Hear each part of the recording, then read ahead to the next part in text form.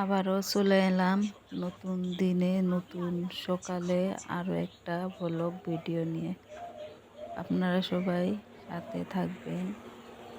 আমার ভিডিওটা যদি আপনাদের কাছে ভালো লাগে তাহলে একটা লাইক দিয়ে একটা কমেন্ট করে যাবেন। আর যদি খুব বেশি ভালো লাগে তাহলে সাবস্ক্রাইব করে পাশে থাকতে পারেন। আজকের ভিডিওটা কিন্তু ভাত রান্না দিয়েই শুরু করলাম। তারপরে এই যে ভাতের চালগুলা ধুইয়া নিয়া তারপরে চা বসায় দিছি কিন্তু। আর এদিকে আমি ঘরের সমস্ত কাজকর্ম সেরে নিছি। ঘর দুয়ার সব ঝাড়ু দিয়ে বিছনা টিছনা সব কিছু উঠায় নিছি। আর এদিকে বাইরের দৃশ্যটা আপনাদের সাথে শেয়ার করতেছি। এখন আমি এই ডালগুলা ভিজাই নিই। এই ডালগুলা কিন্তু অনেক বড় বড়, সেই জন্যে ভিজায় রাখা লাগে, না হলে তাড়াতাড়ি সিদ্ধ হতে চায় না। সেগুলির জন্যই ডালটা আগে ভিজায় রাখতেছি। এখন এই যে ডালের মধ্যে জল দিয়ে দিতেছি। জলটা দিয়া ভালো করে ধুইয়া নিব। ধুইয়া নেওয়ার পর তারপরে ভিজায় রাখবো। এখন চলেন ডালটা ভিজায় নিয়া চাটা খায়া নিই। চাটা তো হলেই পড়াই ইন্ডাকশনে চা বসিয়ে দিছি। সকাল সকাল এক কাপ চা না হলে তো কাজই হয় না। সেই জন্যই আগে চাটাই খায়া নিই। ভাতটা বসিয়ে দিয়া এদিকে ভাতটা হইতে থাক। আর এদিকে আমরা দুইজন হাজব্যান্ড ওয়াইফ মিলা একটু সকাল সকাল লাল চা বিস্কুট দিয়ে খাই নিব। আমরা গরিব গরিব মানুষ, লাল চা বিস্কুট দিয়েই খাই। আমাদের তো আর তত টাকা পয়সা নাই যে সকাল সকাল অনেক কিছু ভালো মন্দ দিয়া চা নাস্তা করবো। আমাদের যেটুকু আছে সেটুকু দিয়েই আমরা চালাইয়া নেই। আর সেগুলোই আপনাদের সাথে শেয়ার করি। আপনারা তো দেখি আপনাদের ভিডিওতে অনেক ধরনের সকালকার নাস্তা করেন, কিন্তু আমাদের তো একটা ক্ষমতা নাই।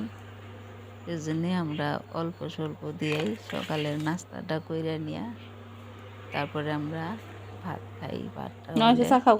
এখন কিন্তু আমি এই চাটা এই যে বারান্দায় এই ডাইনিং যে রাখছি, ডাইনিং। ওই জায়গায় নিয়ে যাইতেছি। ওই জায়গায় বসে আমরা দুজন এখন চাটা খায়া নিছি। খাওয়ার পর এখন এই যে ডাইনিংটা অল্প মুছা নিতেছি। ডাইনিংটা মুছা টুইছা তারপরে কাপ ওই থালটা নিয়া বাইরে নিয়ে যাবো। বাইরে নিয়ে যে ধুয়া টুয়া নিয়ে আসবো। সে পর্যন্ত আপনারা আমার ভিডিওগুলা দেখেন কেমন লাগে না লাগে। আমি তো আপনাদের ভিডিওগুলা পুরাটাই দেখি, লাইক করি, কমেন্ট করি। আপনাদের ভিডিওগুলো আমার কাছে কিন্তু খুব ভালো লাগে। আমি সবার ভিডিওগুলো পুরাটাই দেখি, দেখা কিছু শেখার চেষ্টা করি। আর সেই ভাগ মতো আমিও কাজ করার চেষ্টা করি, কিন্তু আমার কাজগুলা করি ঠিকই মনে হয় যে তত একটা ভালো হয় না। কারণ আপনারা আমার ভিডিও দেখে কিন্তু লাইক করেন না, সেটা কিন্তু আমি বুঝতে পারি।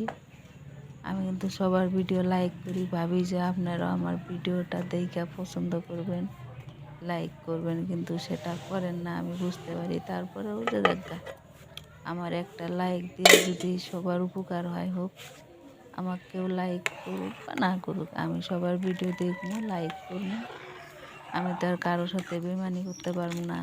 যেহেতু মোবাইল একটা আছে, মোবাইলের নেটগুলাতে এমনি শেষ হয়ে যাবো গা। তার জন্যে ভাবি যে আমাকে দিয়ে যদি কারো উপকার হয় তো সেই উপকারটাই হোক। উপকারের ফল তো একদিন মানুষ না দিলে আল্লাহ দিব। সবাই একটা আশা করেই কাজ করে। ভিডিও করতে অনেকটা কষ্ট হয়, সেটা আমি বুঝি। সেজন্য আমি সবার ভিডিওটাই পুরাটাই দেখা দেই।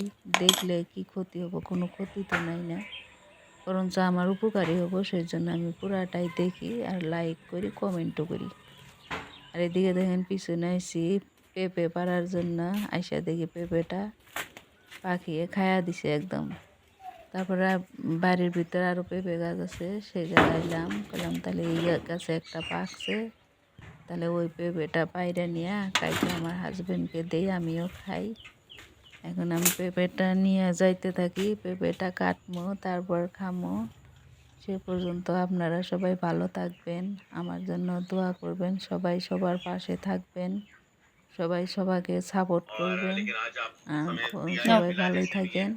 খোদা হাফেজ। আমরা এখন পেঁপেটা খাই।